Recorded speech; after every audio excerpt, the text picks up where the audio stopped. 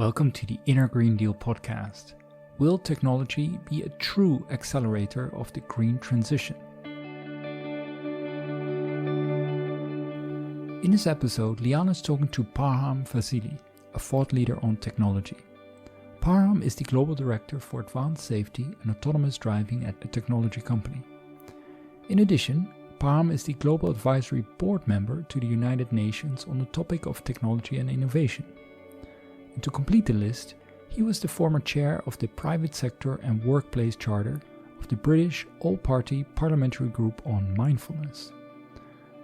Liane asked Parham about the role of technology in the green transition and what mindset enables a helpful approach to technology given today's complex and interconnected economy. I encourage you to listen to Parham's responses as he talks about his own leadership journey and what helped him to broaden his perspective and be more effective as a leader. We are Liane Steven and Jeroen Jans, and thank you for joining the Inner Green Deal podcast.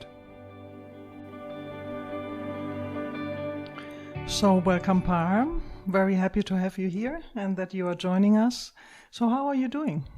Thank you very much, Liane. I'm really excited to be here today with you and looking forward to this conversation. Yeah, thank you. So Parham, you are a senior leader in the automotive sector and very committed to technology development, especially the development of autonomous driving. And on top of all, you are also a member of the UN Advisory Council on Technology and Innovation. So that makes me very curious. What is your inspiration to be at the forefront of technology and innovation, in particular at autonomous driving? Yeah, so really I see technology for us as a vehicle. It's really the means, not the end. So I like to see technology to be used to advance us going forward, reaching new goals, achieving, for example, the Sustainable Development Goals. Using technology is really a way to accelerate the journey towards that. So that's my motivation, to see how we can use technology to accelerate our development, to develop new solutions, make progress in certain areas. And that's really what it is. But at the same time, of course, I'm very excited about technology when we look at the relationships within the organizations we're having. So we can use also technology here to advance the way we collaborate, the way we work together. So in many great ways, I see technology being very central to the way we humans have to operate, but also the products and services we are going to provide to our customers and stakeholders. Oh, thank you. Interesting. So that seems to be a very broad view on technology development. And where do you think the development of the new mobility concepts is right now? And what does it take to drive it forward, actually? So the mobility sector, automotive in general, is of course a large domain. It is supporting millions of jobs globally, and it's also contributing a lot to the economy. But at the same time, there are certain challenges which this sector, this industry brings with it. That's normal. Every sector does that. In particular, of course, the products and services which the sector is offering are, of course, in a position where they can cause environmental challenges and problems. This is really where we are all in the industry, and I like to believe every organization is really committed to work towards it. And autonomous driving is one area which can support this concern. It's, of course, not only about getting people from A to B. It's also about the customer experience. It is about the way that we bring people from A to B safely, right? It is also, however, about the way that we bring people from A to B by being very environmental friendly. So the green aspect is very important. So that's really where I'm seeing now the trends going, that organizations are working on the sustainability aspect, both from the operational point of view, but also in the way they're offering and providing the products and services. And the second thing, I'm very curious to hear about your projects at the UN Advisory Board that you're a member of. And what projects are you involved in, and how do they relate to the shift that we urgently actually need to support a life-sustaining environment? So the engagement with the UN is actually a very exciting one. And I have to say, It started very much looking at it again from technology and innovation point of view.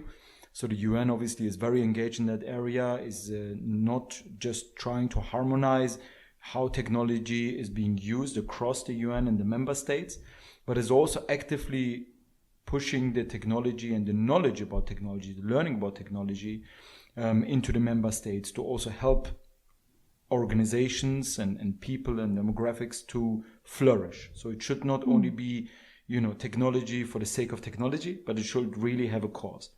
So one side is, of course, to make sure that we introduce new innovative ideas to achieve the Sustainable Development Goals faster. Mm-hmm. So this is about how to use machine learning, artificial intelligence, things like blockchain, to make sure that we achieve the Sustainable Development Goals. But at the same time, it should also help people to flourish, create new jobs, new opportunities, improve certain processes within organizations, the member states.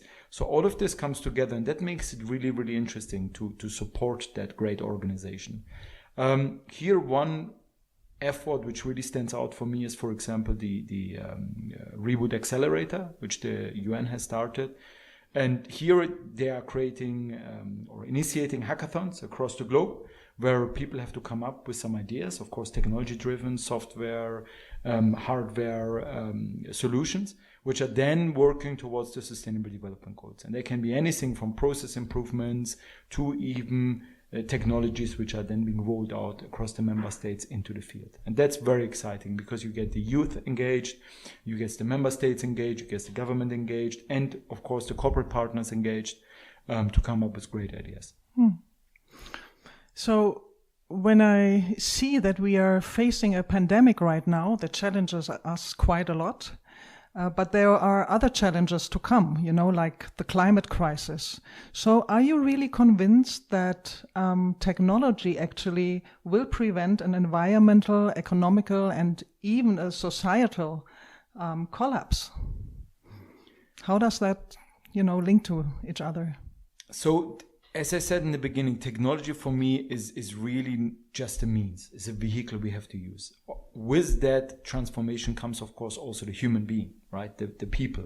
They're going through the process of change. They have to accept the fact that they have to change. And they put the right steps in place to achieve that change. So we have to use technology on one side to educate people, to reach people. So for example, through digitalization, the communication, the way we use technology to drive messages through even rural areas or people who do not have access, to the latest, greatest news in the web. So the way we communicate with people is something which technology can help us with and make sure we educate everybody. At the same time, using technology, however, to educate us as senior leaders as well, providing us the right data, analytics, the dashboards, is another great way of using technology. And then finally, of course, we can use technology to just improve the products and services we're offering, to make them more sustainable, to make sure we are utilizing our resources better. These are all the ways where I see technology can help us instead of hindering us. But will technology be the only solution to achieve that? Of course not. We have to really think about this very broadly. This is about total life cycle sustainability, which means you have to think about products and services end to end. Therefore, you have to think across the value chain. It becomes multidisciplinary, it becomes cross-functional, and it really becomes a challenge for society, governments, organizations altogether. So I just needed to smile a little bit because I was thinking about the current IPCC report, which is the Intergovernmental Panel on Climate Change. They assume that we will meet our emission targets by deploying technology to suck CO2 out of the air. And first of all, this technology is not fully proven yet. Second of all, not deployed and scaled at any meaningful level. So what dangers or what gains do you see if we as human beings rely completely on technology, thinking that this will save us? So what do you see there? How do you see that, kind of idea that technology actually helps us and we can just, continue with our usual habits? Great question. So I see really the challenge more in the way we approach the problem, because technology doesn't just appear. Technology goes through stages. There is something called technology readiness levels, where you start with an idea and that idea has to mature over time, all the way up to the levels 9, which is basically proven in field, so that is running, right, operating.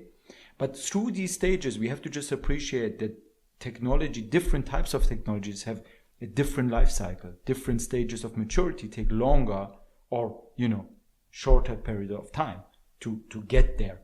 What I mean with that is we need to also allow technology to mature, and we have to allow the ecosystem around it to be established as well. So take the example of an electric car.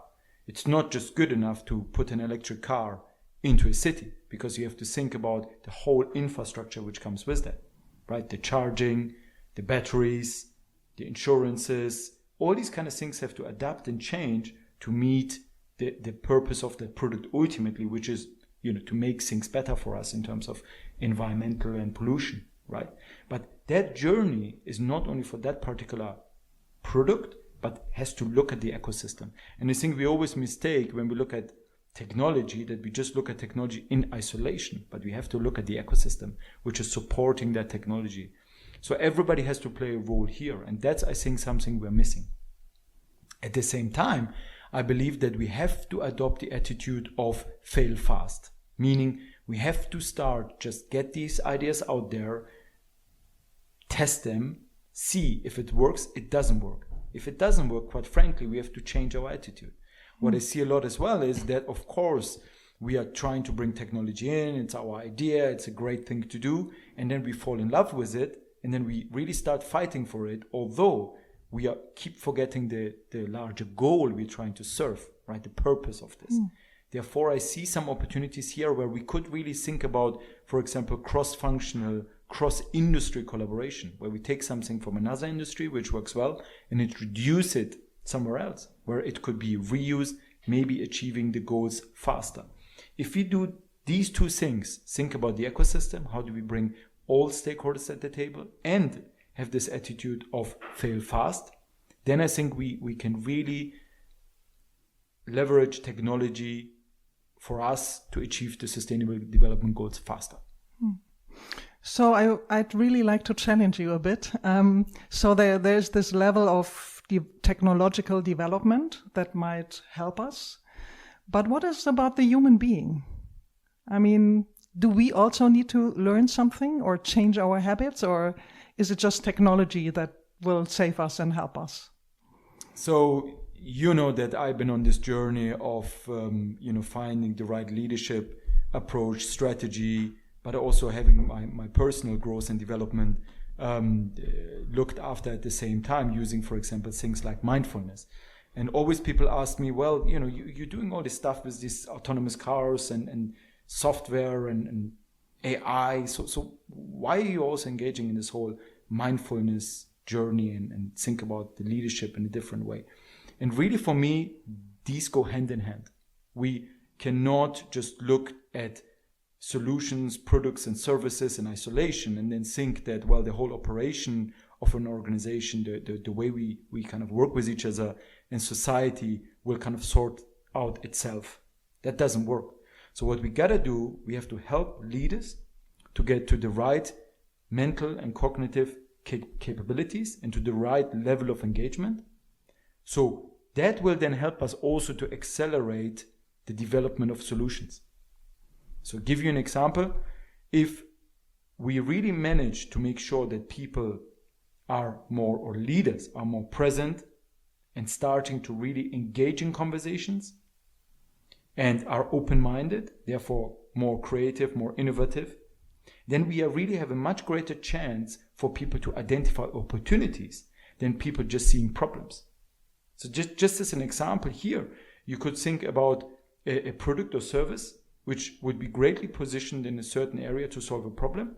But if I'm not open-minded to see that opportunity, if I can't connect the dots, because either I am under pressure, I'm stressed, or I'm just not in the mood to engage, then this is what is the problem, that we will miss opportunities a lot as leaders. I see that a lot going on.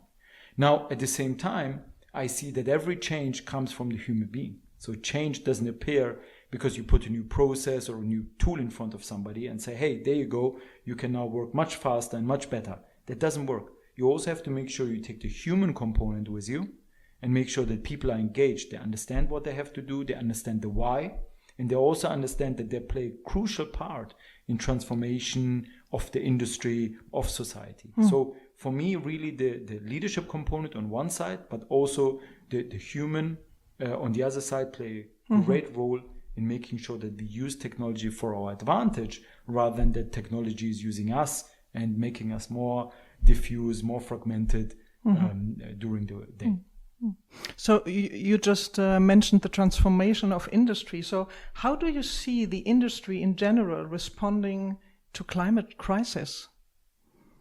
So as you know, the automotive industry is probably one of the industries which is the hardest hit by what we call the megatrends. So going through a large transformation and transition now for several years, driven by two areas really. So we have kind of the hard megatrends, which is about automation, computation, things like electrification and connectivity. So these are kind of the harder things you can grasp, you can look at, you can see, okay, this is where the trend are going and this is why. But then you have also some softer trends, things like urbanization, things like a new generation of people growing up who are now in a position to make big purchasing decisions, Generation Y, for example. So these are some challenges which really drive a lot of change into not only the automotive industry, but a lot of the colleagues I speak in other industries, in healthcare and insurance, in education, they're expressing the same challenges.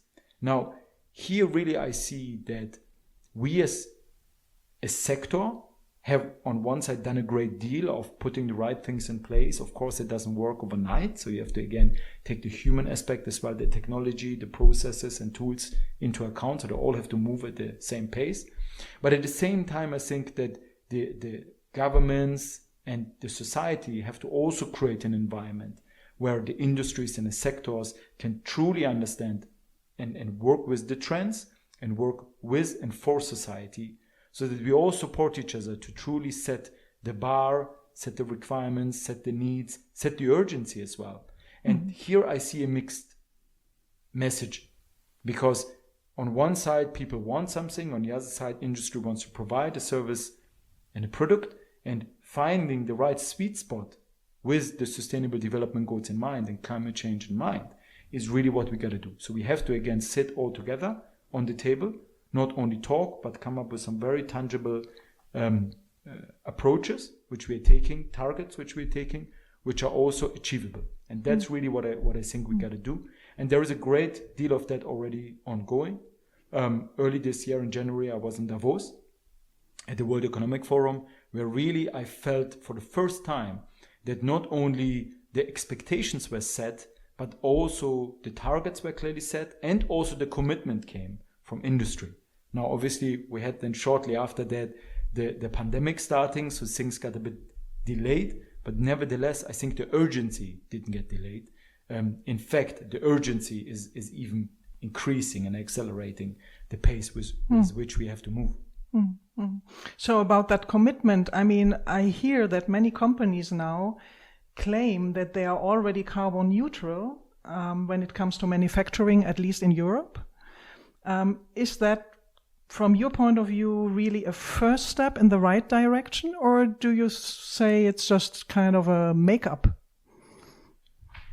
So organizations, of course, have to deal not only with the legislation and rules and regulations which come out on certain subjects such as climate and CO2, but they also have to deal on one side, of course, with the fact that they have to run a business. They have to make sure that the lights keep on, that they can pay their employees the salaries. So there is a certain operational need which is continuing at the same time as trying to change the sector.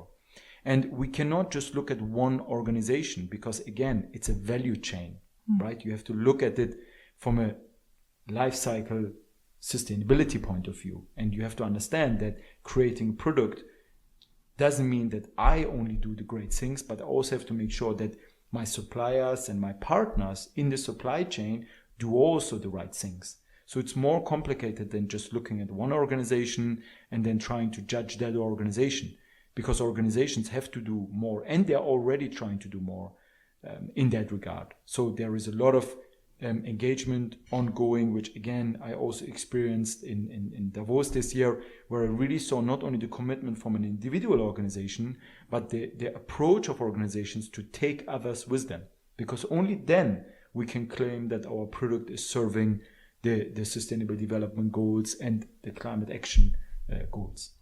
So do you think the industry will be the accelerator for green transition or more the brake altogether when we look at it? Do they take over really the responsibility to be the ones who really push the green transition forward, or do you have a different view on that?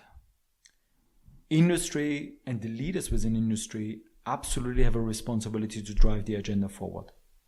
Of course, again, multiple stakeholders are at the table, so everybody has to do their bit. But at the same time, looking at myself as an industry leader, I have to make sure that the products and services I'm offering, they're meeting the requirements, they're serving the Sustainable Development Goals, they are starting to offer new or different approaches to engage with our products and services. That is my responsibility. That I can do. And at the same time, I can motivate others through some activities and engagements with NGOs, governmental organizations, to also do the right thing. So I see industry leaders really in a position to not only change their own organization and what they have to do to offer better products and services, but at the same time help then others to achieve the same goals, strive for the same goals. And I see it very much to be a business problem, because now business people have to step up. We have to look at the problem and we have to solve this problem from a business point of view, because it has to make also economical sense. Otherwise, we have great technology, we have some great ideas, we have a lot of young people now shouting for change, but if we do not meet the sweet spot so that the economy supports this transition, then we have missed the point and we will not be able to do the transition, because you have multiple forces fighting each other. On one side, technology, innovation, advancement. On the other side, the economy. On the other side, society. They have to play together so that we come up with solutions faster and better. And thank you so much for this view. And you already mentioned the crucial role of the leaders. And since you are a senior leader, I would like to ask you, which skills do you think will a leader of the future have to master in order to be able to deal with the complexity, the acceleration of technological development, and also with those planetary challenges? So what are the skills do you think the leader of the future really needs? So absolutely, I see topics such as emotional intelligence, self-discipline, the ability to really understand how you impact the environment around you as an absolute critical aspect. So here, the ability for you to understand your cognitive and mental capabilities and really use them for societal advantage is crucial for me. But at the same time, I see that leaders have to gain critical thinking and problem-solving skills. It's really, really top on the list. They have to understand system thinking, system intelligence, collective intelligence. So they have to understand that you don't just solve a problem by, changing the screw here or changing that screw over there. You have to look at problems as a system holistically. So apply holism and then reductionism. So that is a critical skill I see people have to gain. Then, going a little bit deeper down, I really think that leaders must engage in understanding technology, such as artificial intelligence, machine learning, understand what, computation can provide us in terms of enhancements in the way we operate. So technology is really something which I think people talk about a lot, but it's, I see very little leaders really understanding how they can then use this for their own advantage in the organization, but also for the advantage of society. So that's kind of a third element I see doing. And then last but not least, of course, the ability to connect people together, connect stakeholders together, connect diverse views together is something which I think leaders have to work on. We cannot afford anymore in a world where products and services are more and more interconnected and complex, that people just think about their own box and don't think about things around it, because then we are missing out on the emerging properties, we are missing out on cause and effect, and we will cause many, many more problems than if you would have just left things alone and we would have continued as we are at the moment. So Parham, I mean, the question now I have is, how did you learn about that kind of leadership, serving people on one hand, but also the greater good and technology development? So how did you learn that in your life? I mean, there is still a lot more I have to learn in that regard. So that's without question. But I think for me, it was always important that I apply a holistic view of the problem. So I don't just try to solve a problem by its own, but I try to understand why is this appearing and why do we need to find a solution for this problem? Is this really a problem in the first place, or is it something else we really have to address and look? That was always something which sparked my curiosity. And then I really observed good leaders and bad leaders, and I tried to pick the best out of it for myself and engage with a lot of great minds and great people to make sure that I somehow mix and match the right leadership style, which I hope I can bring day to day to the table. So thank you so much, Parham. And do you have any one advice that you like to share with our audience? So the advice I would have, looking at the leaders and the emerging leaders in organizations and in society, is do not just think about your own area of concern. Try to look beyond that. Try to help other industries, other people, other domains to learn and grow, and be open-minded to also learn from other people. I think that is a fundamental skill I see, which can really strive not only the individual leaders, but also society as a whole. So thank you so much, Parham, for the time you spent with us and your insights. And I wish you the very best and hope to see you soon again. Thank you. Thanks very much for having me.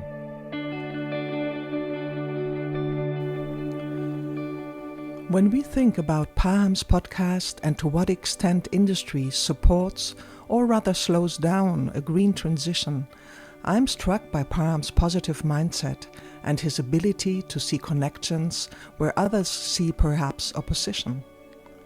His main message is, we must stop looking for isolated solutions. If we want a green transition, we have to think in terms of ecosystems. Society, economy, industry, and politics cannot be viewed separately.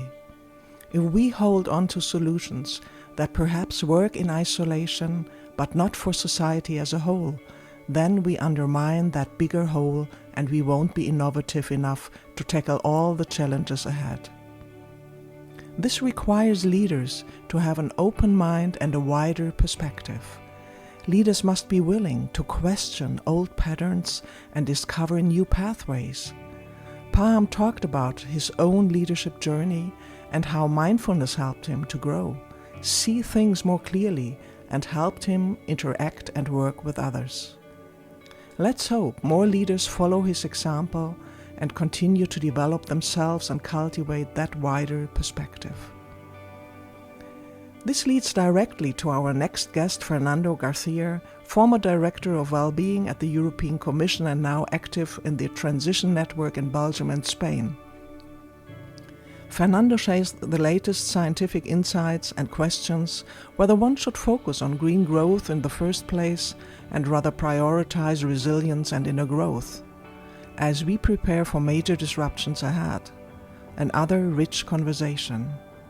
So, subscribe to the Inner Green Deal podcast and continue to hear about the struggles, the insights, and the inspiration of those on the front line of climate action.